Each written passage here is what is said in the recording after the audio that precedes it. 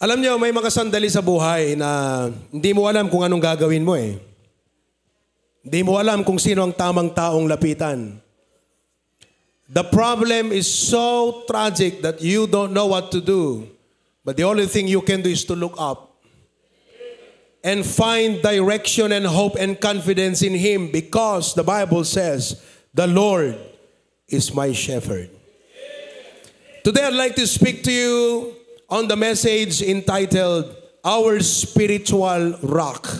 May dala ho akong bato. I was looking at the internet to provide me information of what was the significance of rock in ancient Bible times, especially in the Old Testament. And I found that they used rock to build an altar. They used rock as a wall hedge around them to protect them from the enemy. They used rock to build their houses. They used rock to hide from their enemies. Today, titignan natin kung anong sinabi ng Biblia, sapagkat napakadami pong mga verses sa Bible where you find the word rock. Every time, almost every time, makita mo yung salitang rock sa Bible, it points to our Lord Jesus Christ. So today, I would like to point you all to our spiritual rock, the Lord Jesus Christ. Let's stand together and open your Bibles with me to 1 Corinthians chapter 10, verse number 4. 1 Corinthians chapter 10, verse 4, page 1289. Let me read from the Ilocano. It says, Ket imin inumda amin iti dayjay na espirituan nga inumen. Ta iminumda iti dayjay na espirituan abato. Asumursurot kadakwada idi.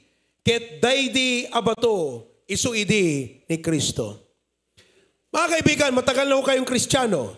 Pero alam nyo ba na nung nagbiyahe ang Israel mula Egypt patungong Promised Land, may bato na sumusunod sa kanila. And that rock was the Lord Jesus Christ. They could have not made it without that rock. That rock where that water gushed out from, and their thirst was quenched because of the abundance of that fresh water coming from the rock. And so I want you to realize today that just like you and I, we are in a journey. In the wilderness of life, we have the rock, the Lord Jesus Christ, with us. I pray that you will be able to understand and relate to your life. Your rock is not your savings in the bank.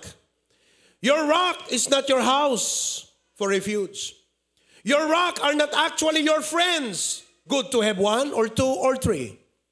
But your rock is the Lord Jesus Christ. Your house may be gone. Your friends may turn their back. The economy may go down. And all of your savings will be gone in a while. But listen to me. We still have our rock to turn to depend on. And that's the Lord Jesus Christ. Psalms 27:5. Psalms chapter 27, verse number 5. The Bible says, in page 670 in your Bible, Tay ti aldaw ti panagrigat, igaganak to asililimed iti salinong na, iti palimed ti tabernakulo na, ilimeng nakto, ispalen nakto, iti tapaw, ti maysa abato. The Bible represents Jesus as our rock. And as God's people, I want you to learn from this series of lessons, Jesus Christ as our spiritual rock.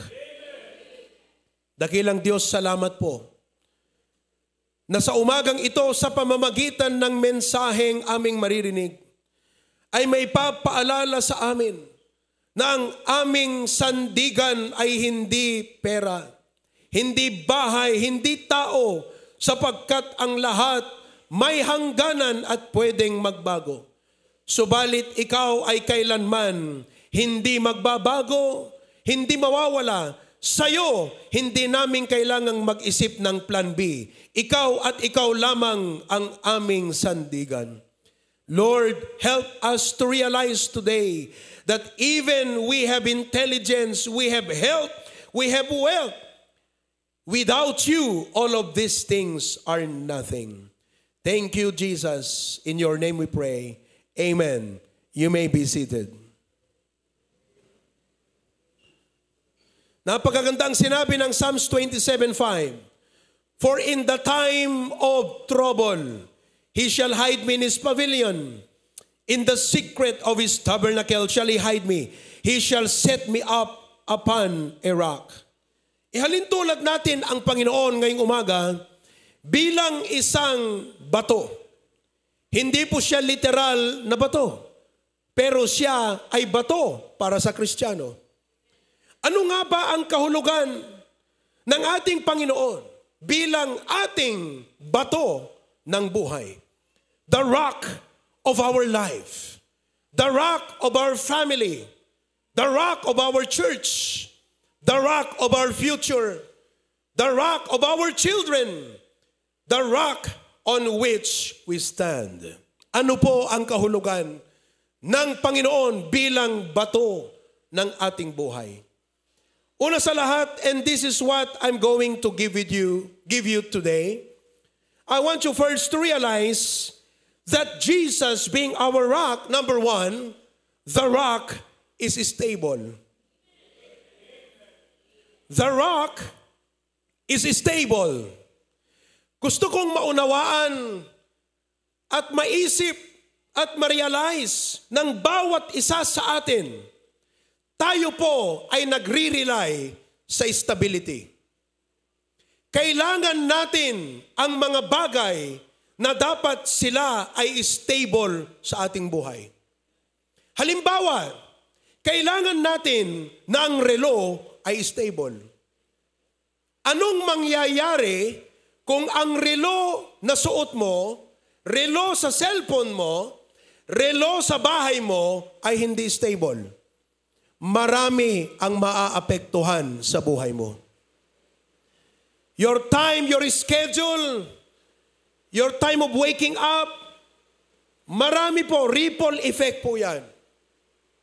I remember what I read one time about that clock in the Big Ben in London. Tawag nila doon, Big Ben. Yung clock po ron. And you know, I tried to research on the internet, what if that reference clock, I call it reference clock, sapagkat yung clock na yan, dyan po nagre-refer ang mga tao, sinisynchronize ang kanilang oras, ang kanilang buhay. What if that clock go unstable? Yung bang biglang bibilis, babagal, titigil, aandar na naman, what would happen to London? Do you know what happens if the clock in Big Ben will go unstable? Transportation delays. Yung mga driver ng bus, akala nila maaga pa. Late na pala. Babangon sila. The time they thought it was 8 o'clock, but it was already 10 o'clock in reality. They would drive their bus, they would go around. Malilate ang mga tao sa trabaho. Do you realize what a chaos it will create if that clock will go unstable? Whether you like it or not, tayo po nakasandal sa mga bagay na dapat ito ay stable upang hindi magkawendang-wendang, magkagulo-gulo ang ating buhay. Kailangan lahat ng ito ay stable.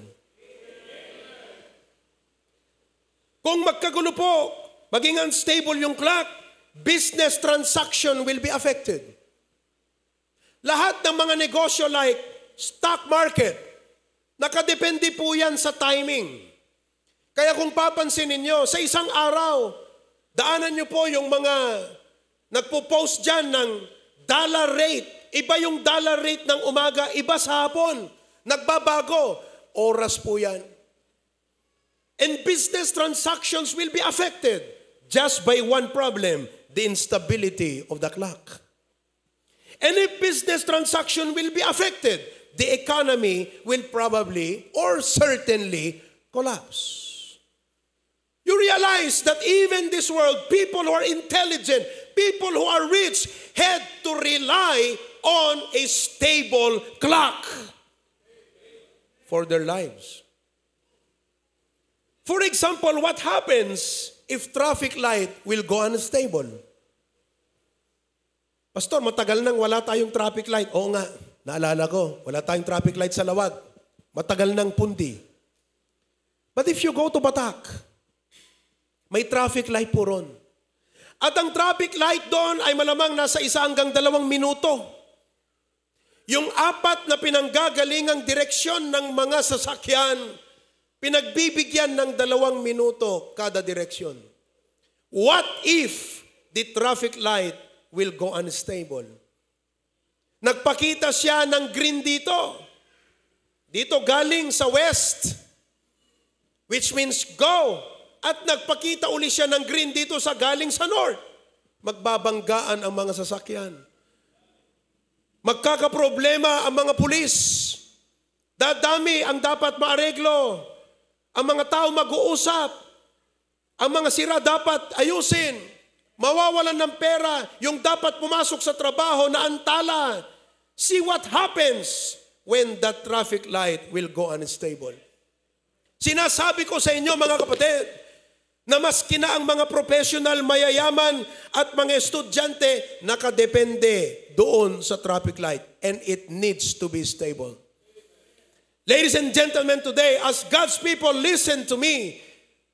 Kung pwede at dapat tayong mag-rely at inaasahan natin na stable dapat ang relo at ang traffic light, lalong-lalo na dapat sa ating Panginoon. Sa Kanya tayo mag-rely. He doesn't change.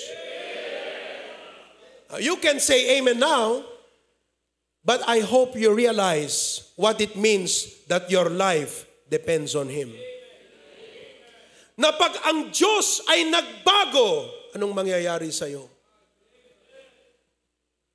The Bible says in Hebrews 13 verse number 8, Hebrews 13 verse number 8, Jesus Christ the same, yesterday and today and forever.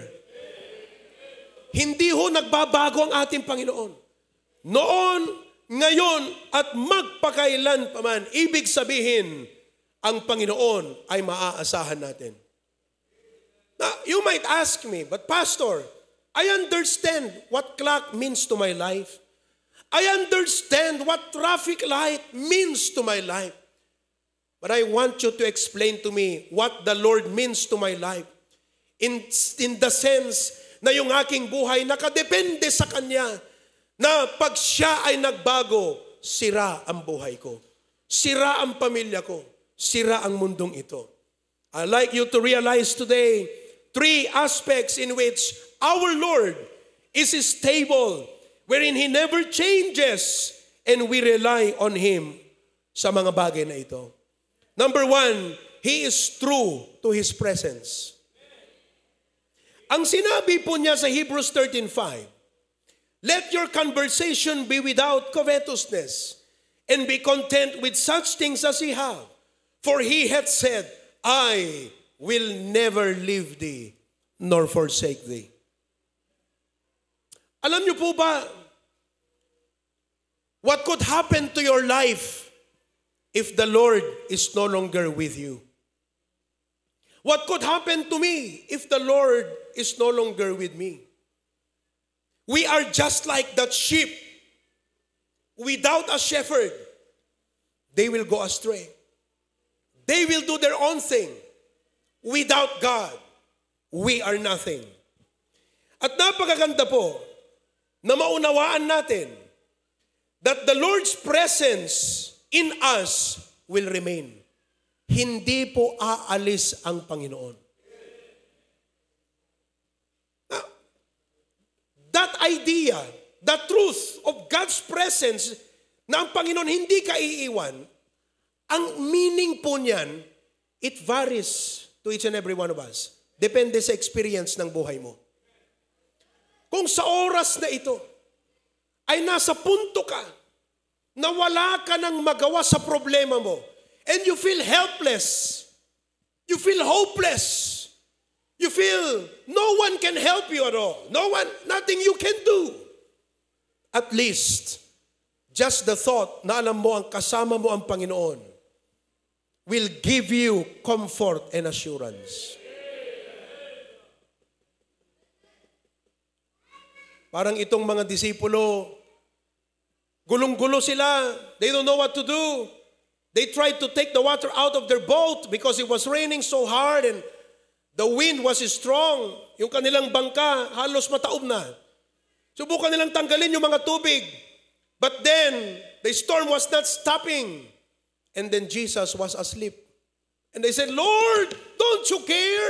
We perish. Jesus woke up and he said, "O ye of little faith." Ibig pong sabihin mga kapatid, pambihira, bakit kayo nangangamba? Kung ako ay kasama nyo, wala kayong dapat ikatakot. Ang hina ng amen nyo Asan yung aking amen group? Testingin nga natin yung ating amen group. Amen. Ayan. May mga amen group ba kayo dyan sa sanctuary? What the Lord is saying is, if I am with you, you have no reason to fear.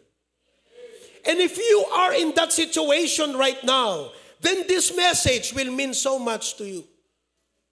God said, di kita iiwan at hindi kita pababayaan. When God is true to His presence, it gives you hope and optimism. Bibigyan ka ng pag-asa, bibigyan ka ng rason na magiging positive, magiging, confident that though I don't see things turning out good, kahit hindi ko nakikita na parang gumaganda ang mga pangyayari sa buhay, pero dahil kasama ko ang Panginoon, everything will turn out good. Not only that, it reduces your anxiety. Tignan mo yung mukha ng katabi mo. Gulong-gulo. Tulirong-tuliro. Stress na stress. Kung ikaw yung stress na stress ngayong umaga, you don't know what to do, listen to me. I hope you will find meaning in the presence of God in your life, that He is your rock. Go to the mirror. Don't go to the Facebook. Go to the mirror. Look at yourself. Look up and pray and say, Lord, you are my rock. Kasama kita sa hirap na to. Kasama kita sa problemang ito. Kasama kita sa stress na ito. Kaya Panginoon, hindi lang ako dapat ang may stress, dapat pati ikaw, Lord. Dapat tayong dalawa. Dahil kasama kita. You see, it makes a difference for Christians and unbelievers ang pagkakaiba. Parehong may problema. Parehong may mga takot. Parehong may mga suliranin sa buhay. Subalit tayo, meron tayong bato. We have that rock.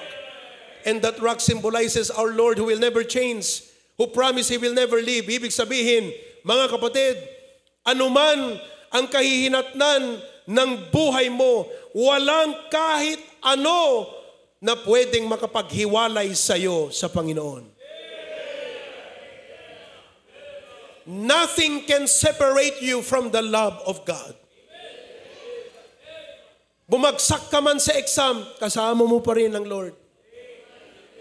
Hindi ka man tinanggap sa trabahong ine-expect mong ikaw ang matatanggap, kasama mo ang Panginoon sa pagkabigong iyan. Ikaw man ay binigo ng nililigawan mo, kasama mo ang Panginoon sa kalungkutang iyan. Ikaw man ay walang pera ngayon, kasama mo ang Panginoon sa oras na wala kang pera. Ikaw man ay naaksidente, kasama mo ang Panginoon sa oras na yan. Ikaw man ay mag-abroad kung kalooban niya, kasama mo ang Panginoon dyan. Do you realize how that this truth that Jesus is our rock, meaning He's stable. He's with us all the way. He is with us every time. Will give you optimism, will give you confidence, will give you peace. Listen to me. Ito po ang tinatawag na ating coping mechanism. Pag sinabi mong coping mechanism, ito yung magbibigay sa'yo ng inner strength to cope up with everything that you face in life. You can cope up with problem. You can cope up even when your friends turn their back on you. Dahil kasama mo, Panginoon. You can cope up kahit nawalan ka ng trabaho dahil kasama mo ang Panginoon. And as long as the Lord is with you, you have nothing to worry. And with God, you cannot fail. With God, you cannot fail. Kahit pa failure yan, hindi total failure yan. Dahil hindi pwedeng mag-fail ang Panginoon, kasama mo siya. Praise God, Jesus is our rock. Not only He is true to His presence, but He is true to His promises. Hindi po magbabago ang Panginoon sa Kanyang pagtupad, pag-deliver ng Kanyang mga pinangako sa atin. Tatandaan niyo po, napakasarap ng iyong mga ginagawa, ang mga plano na gagawin mo. Ang lahat ng buhay mo ay nakasandal sa mga pangako ng Diyos. Na sinasabi mo, Panginoon, kaya ako nagpapatuloy sa ministry dahil pinanghahawakan ko ang pangako mo. Panginoon, kaya ko po, kahit mahirap, nagpapatuloy ako na hindi napapagod sa aking mga anak dahil may pangako ka na aking pinanghahawakan. Mga kapatid, what if the promises of God will fail? Ibig sabihin, lahat po ng mga expectation na yan ay puros kabiguhan na sa buhay mo. Ngunit nandito ako para sabihin sa inyong lahat na sa Kristiyano, wala kang kabiguhan kung ikaw ay nakasandal sa pangako ng Diyos, because the Lord being our rock means that He is true to His promises. He is stable. He will never change. He will fulfill what He said. Alam niyo po ang aking lakas loob na pumunta sa Ilocos Sur dahil sa Kanyang pangako. Kung bakit may lakas loob ako na pupunta sa Cagayan next week, dahil may pangako. Wag na wag kang gagawa, wag na wag kang hahakbang sa buhay mo na wala kang pinanghahawakang pangako. Dahil sigurado ko sa iyo, you are building your future on a sand instead of on a rock. Build your future on the rock, the promises of God that will never change. Build your plans, your expectation, your problems, take it to the rock. God doesn't change. Ang ganda po ng mga pangako ng Panginoon. Napakayaman ng mga pangako. Napaka-powerful ang pangako ng Panginoon. At yan po ang nagbibigay ng kalakasang loob sa bawat isa sa ating mga anak po niya. He's true to His promises. He promised, I will never leave thee. He said, I will provide for all of your need. Panghawakan mo yan. Not only that He is true to His presence and promises, but He is true to His provision. Ang Panginoon na hindi nagbabago. He is our provider. Oh, salamat sa Panginoon. Kaya ho tayo nakakaisip ng napakadaming magagandang bagay para sa Kanya dahil po, He is our provider. He is our Jehovah Jireh. We are not afraid to obey Him. Because He is our provider. Nung sinabi ng Diyos kay Elijah, pumunta ka sa Brook Cherith, doon ka iinom ng tubig at inutusan ko na ang mga ibon na silang magdadala ng pagkain sa iyo. Si Elijah nagtiwala sa sinabi ng Diyos, nagtiwala sa karakter ng Panginoon bilang provider. Kaya po siya pumunta sa Brook Cherith dahil nagre-rely siya to God as his provider. And then the brook dried up and the raven stopped coming to provide food for him. God told him, go to Zarephath. I have commanded a widow. Oh, what a blessing. Ang lesson po dyan, mga kapatid, wala kang problema sa provision. God will command the provision. Your only problem will be your obedience. So, let's be faithful in obeying God. Huwag ko kayong magbabago. Patuloy tayong mag-church. Patuloy tayong mag-soul win. Patuloy tayong maglingkod sa Panginoon. Huwag ho tayong magbabago sapagkat ang ating Panginoon bilang ating bato ay hindi magbabago. Kasama natin siya sa hirap, sa kabiguan, sa tagumpay, sa kawalan ng pera, pag marami kang pera, kahit saang lugar ka, kasama natin siya. May pangako siya na pwede nating panghawakan at kailanman, He will always provide for us. Kaya mga kapatid, huwag tayong magbabago. Bagkus, mas lalo pa tayong maglingkod, mas lalo pa tayong sumunod, mas lalo pa tayong ibigin siya, ipadama ang ating pagmamahal sa Kanya, tuparin natin ang ating tungkulin bilang Kristiyano, gawin natin ang ating mga obligasyon sa ating mga respective churches, kung ano ang inassign, binigay sa atin, inatasan tayo. Mga kapatid, gawin natin yan. Bakit po? Sapagkat may Panginoon tayong ating bato na hindi siya magbabago. God bless you. Heavenly Father, thank you so much for this short message this morning.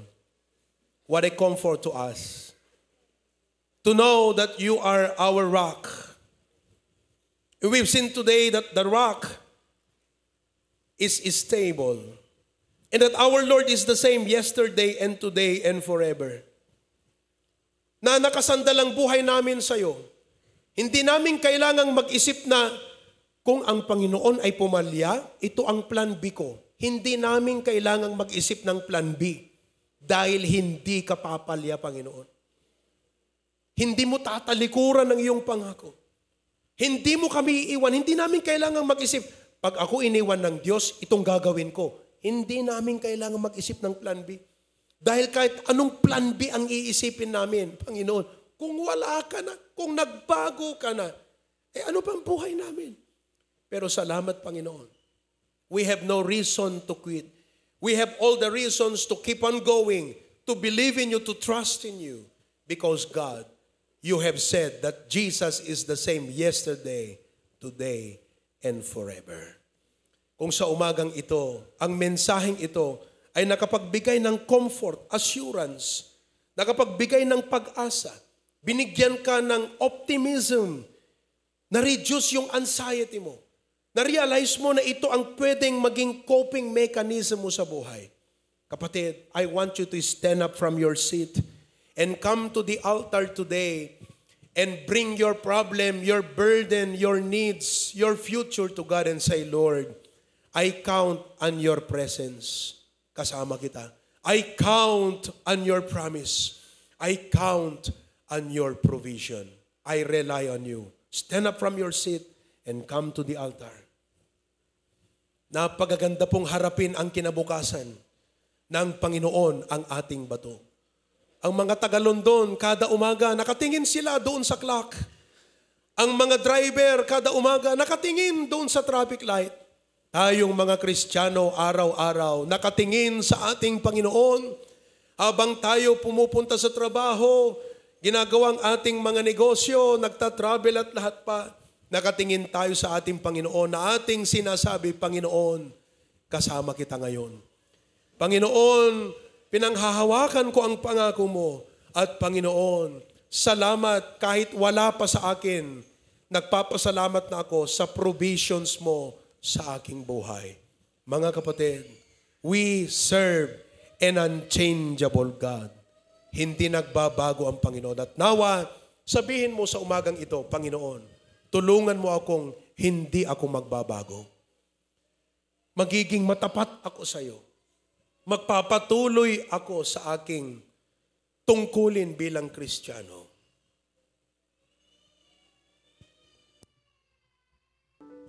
Kayong mga kapatid namin dyan sa ibang bayan o ibang lugar, malayo kayo sa inyong mga pamilya, ngunit kasama nyo ang Panginoon.